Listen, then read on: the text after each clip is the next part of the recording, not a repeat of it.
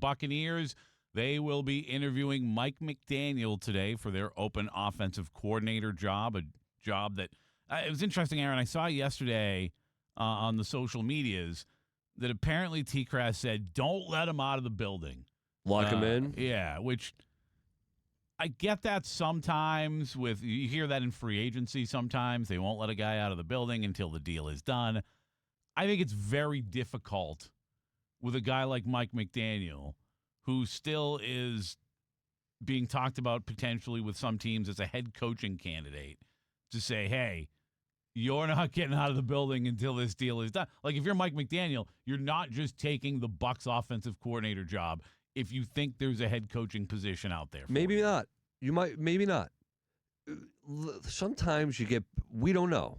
And once again, and you can think of it like this. When you talk about athletes being superhuman, I've seen, you think Mike McDaniel, he's not one of these superstar athletes. He's a coach.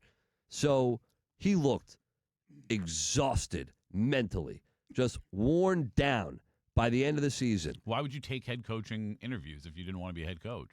He might, listen, there might be something in the back of his head. He might go to a position that's desirable, and he takes the interview, and he decides, hey, this is somewhere actually that I am comfortable. I'm ready to take on this task, and that's fine. And he might have that too, and that's great. Or he might have both feelings going on in his head right now, both emotions, where he doesn't know. And then he has this interview with the Buccaneers, and Jason Light and the Glazers, they're ready to throw all this money at him to be an offensive coordinator. Not the kind of money that anybody's going to throw at him to be a head coach. But also to say, focus ain't on you, right? Todd Bowles is running it.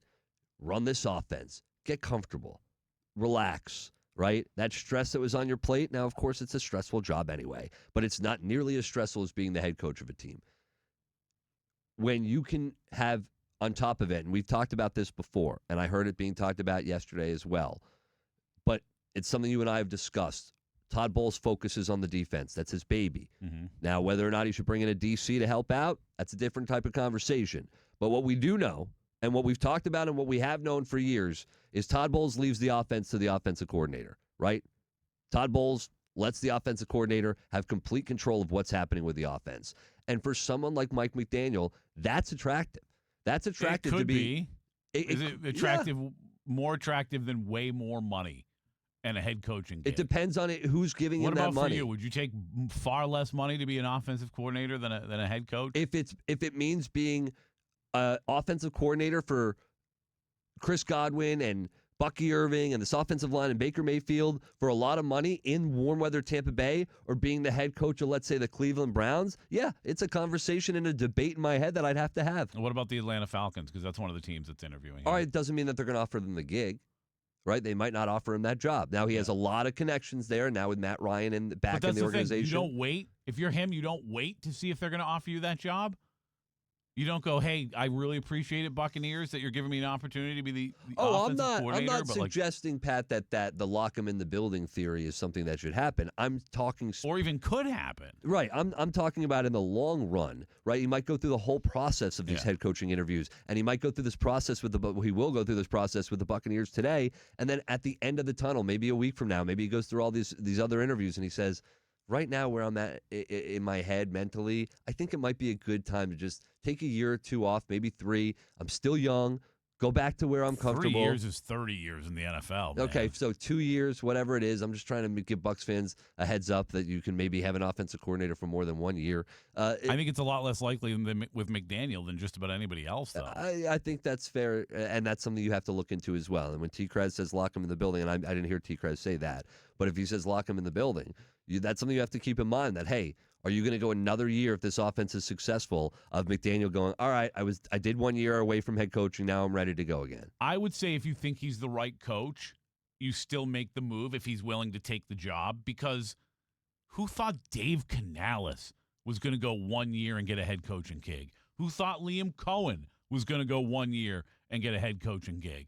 So you can't look at any guy and really believe he's going to be there long term. You can say that a young guy, but even like, for instance, Nate Scheelhaus, a name we keep bringing up, that, he's younger and maybe he would want to wait a couple years before he becomes a head coach. But there are younger head coaches already in the NFL, and he's already getting interviews this year as head coach. But all things being equal, if the Bucs have a successful year on offense and both those guys, either one is the coordinator, who's going to have a easier path to get a head coaching gig right away? It's Mike McDaniel. Absolutely, yes. But both of them, as we've seen with other guys, certainly will have that opportunity. But it's a big day for the Buccaneers. Very interested to see how the interview goes. It's definitely I've seen enough from Buccaneer fans that want Mike McDaniel that it's the kind of hire that would bring a little bit of energy to this fan base. And it's been a while since I felt like they needed it this bad, right? Like there's a big portion of Bucs fans that are not happy right now. They're angry. And angry as well. And especially with the retention of when you retain Todd Bowles, because of that elevates everything on top. It wasn't just the season. The season made Bucs fans angry, and then retaining Todd Bowles added fuel to that. That's right. Yeah, they're in a spot, the Buccaneers are, for the first time in a while, where they really could use a little bit of a boost, whether it's a free agent signing or a coach that people really believe in. And it's a silly reason to hire a guy, but it'd be a good thing if to come along with it, certainly, if they did hire Mike McDaniel.